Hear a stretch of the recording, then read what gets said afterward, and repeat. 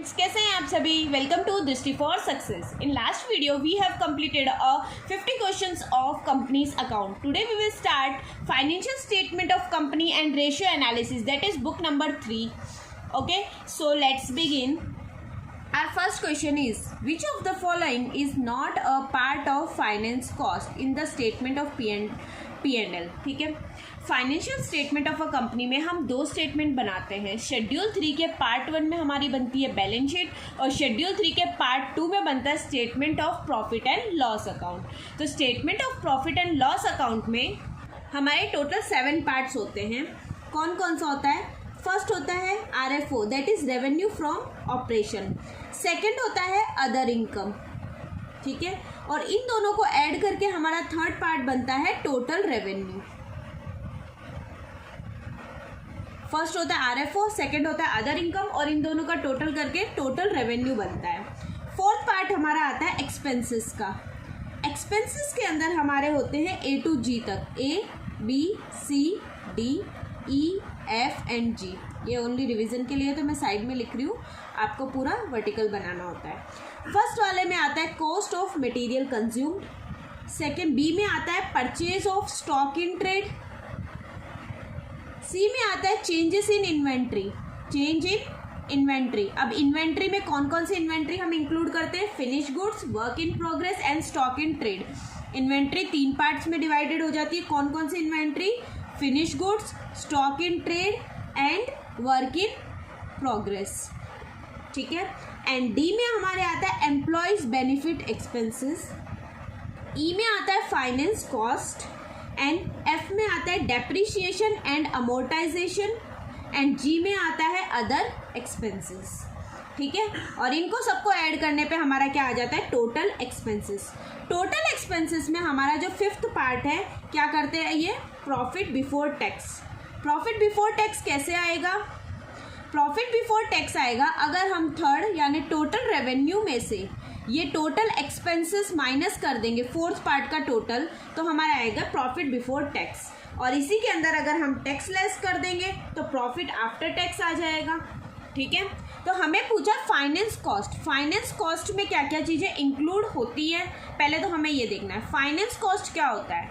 हमारी कंपनी में जो भी कैपिटल इंट्रोड्यूस करते हैं, उस कैपिटल को इंट्रोड्यूस करने में, वो पैसों को लाने में कौन कौन सी कॉस्ट लगती है। Like bank charges. Bank charges हमारे क्या होते हैं? बैंक से रिलेटेड हम ट्रांजैक्शन करते हैं तब बैंक के कुछ चार्जेस कटते हैं। Interest paid on debentures. अगर हमने डिबेंचर्स करें इशू, डिबेंचर्स इशू करें तो डिबेंचर्स होल्डर्स को हम बदले में क्या देते हैं? इंटरेस्ट। और डिबेंचर्स क्यों इशू करते हैं? जिससे हमारी कैपिटल बढ़े कंपनी की। तो ये कौन सा खर्चा है? कैपिटल को बढ़ाने के लिए हमने इंटरेस्ट पे किया है। Interest paid on public deposit. Public से हमने पैसे लिए हैं, उस पर इंटरेस्ट पे किया है, तो ये भी हमारी कैपिटल को इंक्रीज करने के लिए हमने पैसा लिया है। Loss on issue of debenture. तो डिबेंचर्स हमारे क्या होते हैं? कैपिटल के लिए हम डिबेंचर्स इशू करते हैं, तो इनके ऊपर भी लॉस हुआ है, यानी हमारा एक्सपेंसेस है। बैंक चार्जेस है हमारे, बैंक से जो भी हम ट्रांजेक्शन्स करते हैं उसके लिए, ये कैपिटल को बढ़ाने के लिए कुछ भी नहीं है। तो इसका क्या आंसर हो जाएगा? ए। ये हमारे फाइनेंस कॉस्ट में इंक्लूड नहीं होती है।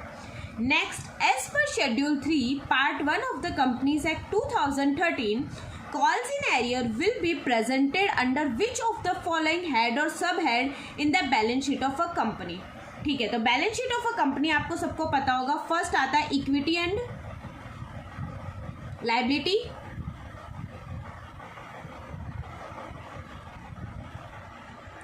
और सेकंड जो आता है असेट साइड का आता है।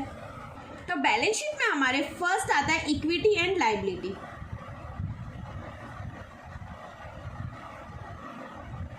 इसके अंदर कितने पार्ट होते हैं? 4। First, share holder funds. Second होता है share application money pending allotment. इसका मतलब होता है हमारा सपोज करो ईयर एंड हो गया, हमने एप्लीकेशन मनी तो रिसीव हो गए, लेकिन अभी हमने शेयर अलॉट नहीं किया। 31 मार्च आ गई है, हमने एप्लीकेशन रिसीव हो गए, लेकिन अलॉटमेंट हम 31 मार्च के बाद कर रहे हैं। तो हम 31 मार्च को जब बैलेंस शीट बनाएंगे तब क्या लिखेंगे? अभी अलॉटमेंट बाकी है शेयर्स का। Third, non current liability and fourth, current liability. ये इक्विटी एंड लायबिलिटी में आते हैं। देन असेट्स में हमारे क्या आते हैं? असेट्स के हमारे 2 पार्ट होते हैं, non current assets and current asset. अब इसमें क्या पूछा है, कॉल इन एरियर किस में आता है, तो कॉल इन एरियर हम शेयर इशू करते हैं तब हमारे एरियर हो गया, मतलब किसी बंदे ने हमें पैसे वापस नहीं दिए, तो कॉल इन एरियर किस में आता है, हमारा शेयर होल्डर फंड्स में से लेस होता है। जब हम subscribe and not fully paid up capital निकालते हैं तो उसके अंदर से लेस होता है call in arrear. Next question है हमारा क्वेश्चन नंबर 3।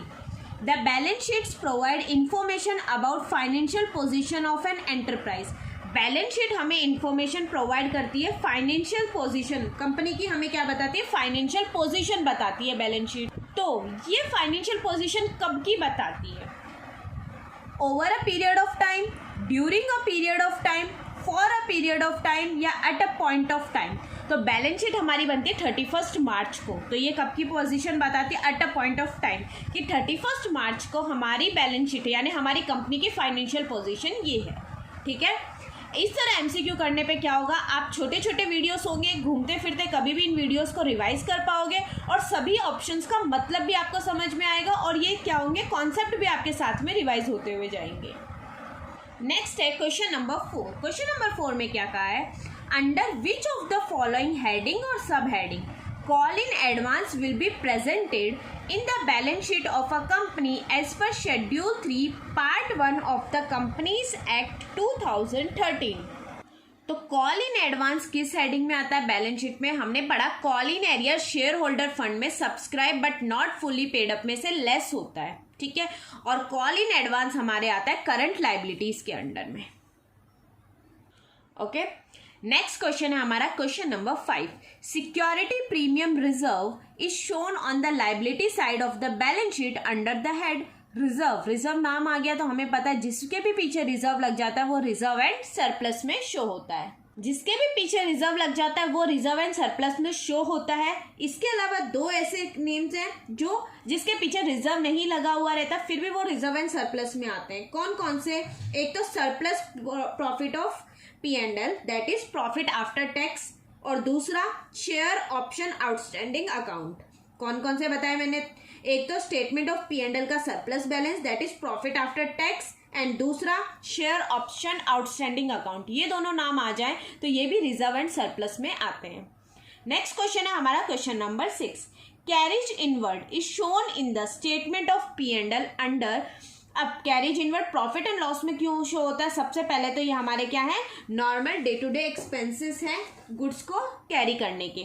ठीक है, अब ये P&L अकाउंट के किस हेड के अंदर शो होते हैं, तो ये P&L अकाउंट में देखते हैं ऑप्शन क्या है, cost of material consumed, other expenses, employees benefit expenses या नन ऑफ द अबव है। तो ये expenses cost of material consume में हम कौन से एक्सपेंसेस लेते हैं, मटेरियल को लाने में या मटेरियल को कंज्यूम, मटेरियल कितना लगा हमारा। एम्प्लॉयज बेनिफिट एक्सपेंसेस में मतलब एम्प्लॉयज के लिए हमने कितना एक्सपेंसेस किया, तो ये कैरिज इनवर्ड है तो ये अदर एक्सपेंसेस में आ जाएगा। तो इसका आंसर क्या होगा, अदर एक्सपेंसेस। नेक्स्ट है क्वेश्चन नंबर 7। क्वेश्चन नंबर 7 में कहा है purchase of goods for reselling is in the statement of P&L under. क्या है, purchase of goods for reselling, resale purpose के लिए हमने कुछ गुड्स परचेज किए हैं तो स्टेटमेंट ऑफ P&L अकाउंट में किस हेडिंग के अंडर शो होते हैं। ऑप्शन में क्या क्या दे रखे हैं, change in inventories, cost of material consume, purchase of stock in trade या नन ऑफ द अबव। तो ये क्या होगा, हमने रीसेल पर्पस के लिए परचेज किया यानी स्टॉक इन ट्रेड, हमने बना बनाया माल परचेज किया है बस उसको रीसेल करना है, तो ये होता है purchase of stock in trade. अगर हम रॉ मटेरियल खरीदते तो कॉस्ट ऑफ मटेरियल कंज्यूम्ड में आ जाता। ठीक है, नेक्स्ट क्वेश्चन है हमारा क्वेश्चन नंबर 8। क्या कहा है, interest on loans given by a financial company is shown in the statement of P&L as. Interest pay किया है हमने लोन पे, ठीक है, वो किसने दिया, हमें फाइनेंशियल कंपनी में दिया है, तो ये स्टेटमेंट ऑफ P&L अकाउंट के किस हेड के अंदर शो होता है। तो अभी मैंने बताया था ये किस अंडर है, किस हेड में आता है, रेवेन्यू फ्रॉम ऑपरेशन। ये हमारे लिए क्या है, रेवेन्यू है। ठीक है, interest on loan given by a financial company, अगर ये फाइनेंशियल कंपनी अगर नाम नहीं आता तो ये अदर इनकम में शो होता, लेकिन यहाँ साफ का है फाइनेंशियल कंपनी। ठीक है, तो ये किस में आएगा, रेवेन्यू फ्रॉम ऑपरेशन में। नेक्स्ट है question number 9। Gain on sale of fix asset by a financial company is shown in the statement of P&L। ठीक है, तो फाइनेंस कंपनी के देखो वैसे तो रेवेन्यू फ्रॉम ऑपरेशन में आ जाते हैं जैसे sale of goods, sale of services, sale of scrap, commission, ठीक है। लेकिन फाइनेंस कंपनी होती है जैसे मुथूट फाइनेंस हो गई, मनप्पुरम गोल्ड लोन्स हो गए, तो इन केस में क्या होता है, interest receive on investment, dividend receive, ठीक है, gain on sale of investment, investment को सेल करने पे कोई गेन हुआ, ये सब किस में आ जाते हैं, रेवेन्यू फ्रॉम ऑपरेशन में आ जाते हैं, ठीक है। लेकिन ये फिक्स असेट को सेल करने पे गेन हुआ है, फाइनेंशियल कंपनी हो या नॉर्मल अपनी कंपनी हो, फिक्स असेट को सेल करने पे जो भी गेन होता है वो किस में आ जाता है, अदर इनकम में आ जाता है। लेकिन यहाँ अगर होता है gain on sale of investment, तो ये किस में आ जाता है, ये हमारा रेवेन्यू फ्रॉम ऑपरेशन में आ जाता। नेक्स्ट क्वेश्चन है question number 10, dividend is paid on, dividend किस पे पेड किया जाता है, ऑथराइज कैपिटल पे, subscribe capital that is paid up, issued capital या नन ऑफ द अबव। तो डिविडेंड हमेशा पे किया जाता है subscribe capital that is paid up, जितना कैपिटल हमने पे कर दिया उसके ऊपर हमें डिविडेंड दिया जाता है। नेक्स्ट है हमारा क्वेश्चन नंबर 11। क्वेश्चन नंबर 11 में क्या कहा है, revenue from sale of goods manufactured, ठीक है। अब मैन्युफैक्चरिंग कंपनी है, गुड्स मैन्युफैक्चरिंग करना उनका day to day business activity है, तो ये हमारे किस में आ जाएगा, रेवेन्यू फ्रॉम ऑपरेशन में। ऐसा कुछ काम होता है जो हमारा बिजनेस एक्टिविटी ना हो के, ऑपरेशनल एक्टिविटी ना हो के, अदर कोई चीज होती है तो हम अदर इनकम में डालते हैं, तो ये हमारी इनकम, ठीक है। फाइनेंशियल कंपनी के कुछ एक्सेप्शन मैंने आपको बता दिए।